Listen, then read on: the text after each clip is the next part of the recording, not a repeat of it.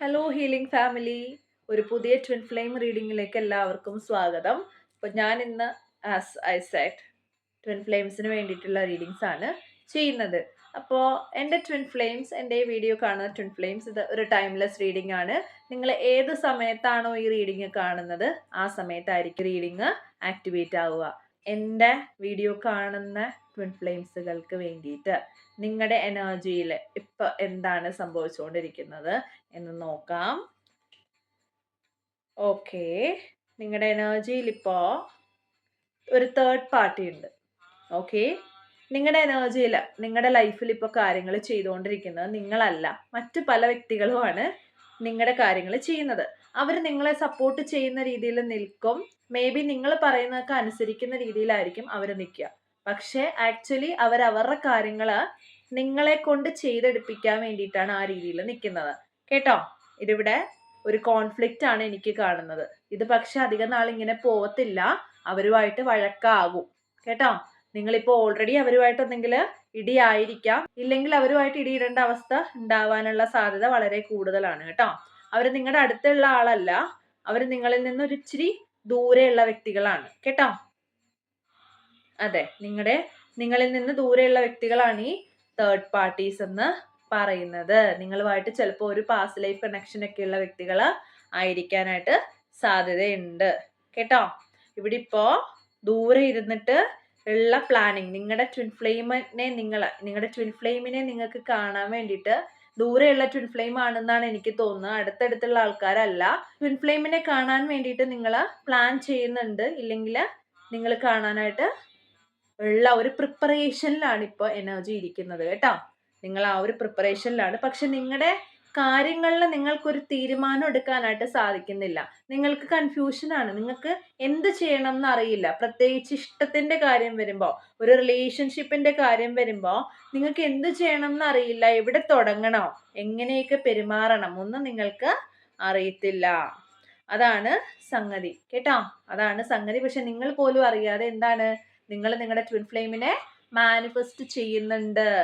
കേട്ടോ, നിങ്ങൾ പോലും അറിയാതെ നിങ്ങൾ നിങ്ങളുടെ ട്വിൻ ഫ്ലെയിമിനെ മാനിഫെസ്റ്റ് ചെയ്യുന്നുണ്ട്. തേർഡ് പാർട്ടി എന്ന് ഞാൻ പറഞ്ഞു, അതിലൊരു സ്ത്രീയുടെ എനർജി എനിക്ക് കാണുന്നുണ്ട്. ഇവിടെ വെട്ടൊന്ന് തുണ്ടം രണ്ട് എന്നുള്ള ഒരു അവസ്ഥയിൽ ഇരിക്കുന്ന ഒരു സ്ത്രീ ഉണ്ട്. കേട്ടോ, അവരത്രയ്ക്ക് പാവം ഇമോഷണൽ ആയിട്ടുള്ള ഒരു സ്ത്രീ അല്ല, അവർ ഭയങ്കര സ്റ്റേൺ ആയിട്ട് നിൽക്കുന്ന ഒരു തരം സ്ത്രീയാണ്. നിങ്ങൾ ചിലപ്പോ ദൂരെ ഒരു സ്ഥലത്ത് പോയി നിന്നിട്ട്, ഇവരെയൊക്കെ വിട്ട് ദൂരെ ഒരു സ്ഥലത്ത് പോയി നിന്നിട്ട് പഠിക്കോ, ജോലി ചെയ്യോ, നിങ്ങളുടെ കരിയർ ഡെവലപ്പ് ചെയ്യാനായിട്ട് നോക്കിക്കൊണ്ടിരിക്കുന്ന ഒരു വ്യക്തി ആയിരിക്കാം. നിങ്ങൾ തേർഡ് പാർട്ടീസിൽ നിന്ന് വിട്ടകന്ന് മറ്റൊരു സ്ഥലത്ത് പഠിക്കുകയോ ജോലി ചെയ്യോ ചെയ്യുന്ന വ്യക്തി ആയിരിക്കാം. എനിക്ക് കാണുന്നത് ഈ ഒരു കാര്യത്തിൽ, നിങ്ങളുടെ ഈ ഒരു കാര്യത്തിൽ ഒരു ഡിസിഷൻ ഉണ്ടാവും എന്നുള്ളതാണ് എനിക്ക് കാണുന്നത്. പക്ഷെ നിങ്ങളുടെ പേഴ്സ്പെക്റ്റീവ് നിങ്ങൾ ചേഞ്ച് ചെയ്യണം. നിങ്ങളുടെ ക്രൗൺ ചക്ര ഓപ്പൺ ആവണം എന്നുണ്ടെങ്കിൽ നിങ്ങളുടെ പേഴ്സ്പെക്റ്റീവ് നിങ്ങൾ ചേഞ്ച് ചെയ്യണം. കേട്ടോ, എന്നാൽ മാത്രമേ കാര്യമുള്ളൂ. നിങ്ങൾക്ക് ആ ഒരു ഹാപ്പിനെസ് തിരിച്ചു കിട്ടണം എന്നുണ്ടെങ്കിൽ, നിങ്ങൾ സ്നേഹമുള്ള ആളാണ് എനിക്കറിയാം, പക്ഷെ നിങ്ങളുടെ സ്നേഹം മനസ്സിലിരിക്കുകയാണ്, നിങ്ങളത് പ്രകടിപ്പിക്കുന്നില്ല, പുറത്ത് കാണിക്കുന്നില്ല. അങ്ങനെ കാണിക്കാതിരുന്നിട്ട് എന്താ കാര്യം? മനസ്സിൽ മാത്രം വെച്ചുകൊണ്ടിരുന്നിട്ട് കാര്യമില്ല. കേട്ടോ, നിങ്ങളുടെ ട്വിൻ ഫ്ലെയിം ഡിവൈൻ ഫെമിനിൻ നല്ല ഫെർട്ടൈൽ ആയിട്ട് ഇരിക്കുകയാണ്, ആള് സ്പിരിച്വൽ ആയിട്ട് ഇരിക്കുകയാണ്. അപ്പോൾ എനിക്ക് തോന്നുന്നു റണ്ണർ എനർജിയിലുള്ള ആളാണ്. കണ്ടോ, റണ്ണർ എനർജിയിലുള്ള ആളാണ്. ഈ വീഡിയോ കണ്ടുകൊണ്ടിരിക്കുന്ന മിക്ക വ്യക്തികളും റണ്ണർ എനർജിയിലാവാനായിട്ട് ചാൻസ് ഉണ്ട്. ഇല്ലെങ്കിൽ എന്താണ്, നിങ്ങളുടെ ട്വിൻ ഫ്ലെയിം റണ്ണർ എനർജിയിലാണ്. ഇവിടെ ഒരാൾ റണ്ണർ എനർജിയിൽ ഇരിപ്പുണ്ട്. കേട്ടോ, എനിക്ക് അങ്ങനെയാണ് കാണുന്നത്. അതുകൊണ്ട് റണ്ണർ എനർജിയിൽ ഉണ്ട് എന്ന് ഓർത്ത് വിഷമിക്കണ്ട. ഇനി നിങ്ങൾ റണ്ണർ എനർജിയിലാണ് ഇരിക്കുന്നതെങ്കിൽ എങ്ങനെ മനസ്സിലാവും?